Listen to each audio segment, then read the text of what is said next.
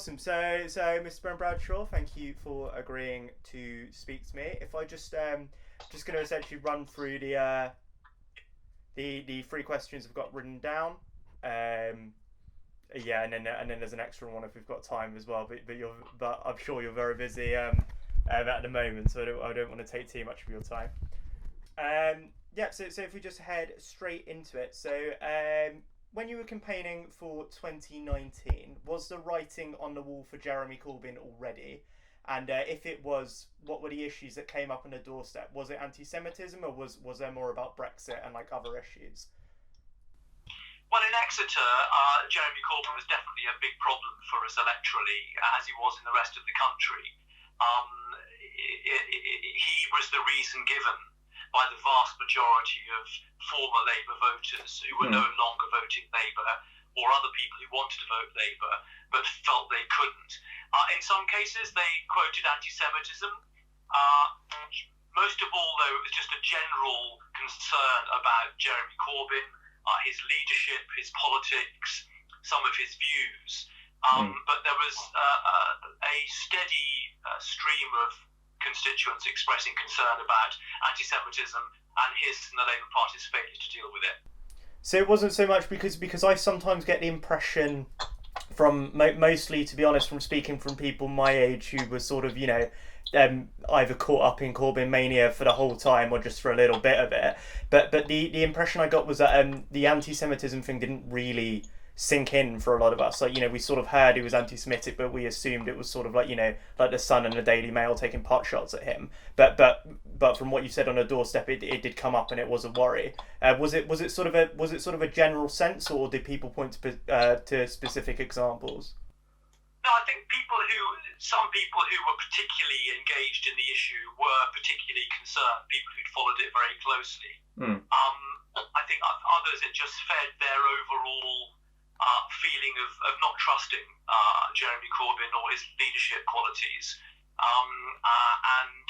But for a reasonable number of people, it was something that deeply concerned them. And rightly so. I mean, as the EHRC report has shown, the Labour Party broke the law. A shameful moment for a political party that, for the whole of my lifetime, has been dedicated to equality and equal rights, and became the first political party to be obliged under law to take a number of actions to put those things right. Okay. If we just move on to the next one. So you recently said in the Evening Standard, it is extraordinary that this is a hill that the left wants to die on regarding Jeremy Corbyn, anti-Semitism and sort of the I don't want to say civil war, but that's how it's been described. Do you think that there could be a genuine reason besides from anti-Semitism that sort of the left of the party are afraid for their positions, or do you think it's just not really worth worrying about if they're not caught out, sort of thing? Well, many of them, of course, bitterly opposed Keir Starmer's leadership, which he won overwhelmingly earlier this year. But no, the point I was making was that I think, it's my personal view, I think it's tactically and strategically extremely stupid of some of the left, not all of them, because of course the left are divided on this. Many people on the left, like John Lasman, for example, think it's crazy to be dying on the hill of anti-Semitism. But I think for some of the left, to choose this as the battle to fight the leadership on is very stupid, rather than, for example, choosing to campaign for the policies they believe in. Because this is a fight that Keir Starmer cannot afford to and will not lose. In fact, as I said to you earlier, we are legally obliged to implement the recommendations of the EHRC report and the findings that we broke the law on at least 3 counts by harassing and discriminating against our Jewish members, by failing to provide adequate anti-Semitism training, and by the Leader's Office repeatedly interfering in individual cases. And of course, the report also said that the cases they examined were only the tip of the iceberg. So it seems to me to be extremely foolish of parts of the left, those parts of the left who have chosen this issue to fight Keir Starmer on, because it's a battle they can't win, and Keir Starmer must win. Okay, good answer.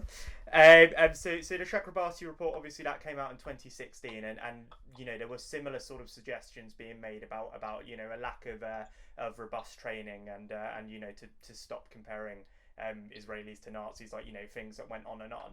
What was it particularly that Jeremy Corbyn didn't do, or maybe even couldn't do, that meant that these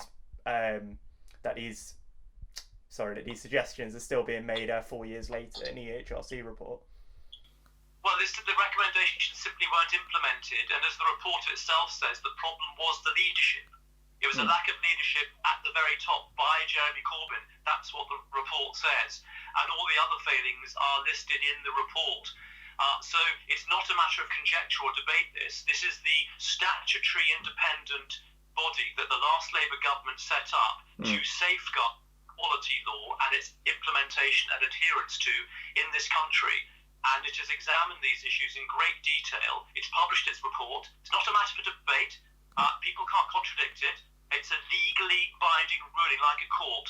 And so it's all there. All people have to do is read it. And I just wish some more people who are getting hot under the collar about this would actually read the report.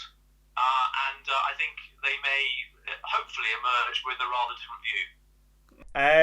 So just an extra one, just because we've got a little bit more time. So obviously for all of Jeremy Corbyn's huge flaws and failings, he was quite effective at energising the youth. So what can sort of the centre of the party, or even the left, who you guys are referring to as not being in danger of being kicked out of the party, what can they do to energise the youth in the same way?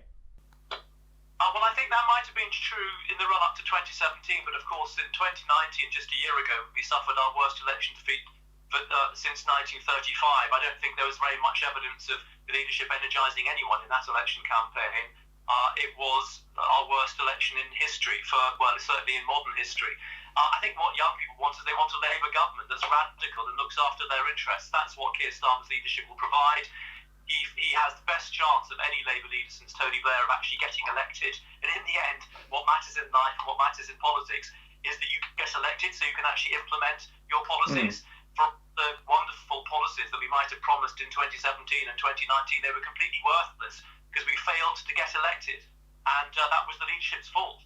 So I would say to any young person, if you want a radical government, a government that looks after young people, that addresses the absolutely disgusting and gross generational inequality and injustice in this country, you need a Labour government. And the best person to give you hope of providing that government for a very long time is Keir Starmer. So you need to get behind him, support him, criticise him when you don't think he's getting the policies right, get involved in Labour and help us win the next election. We've got the best chance we have for a generation. Okay, thank you very much.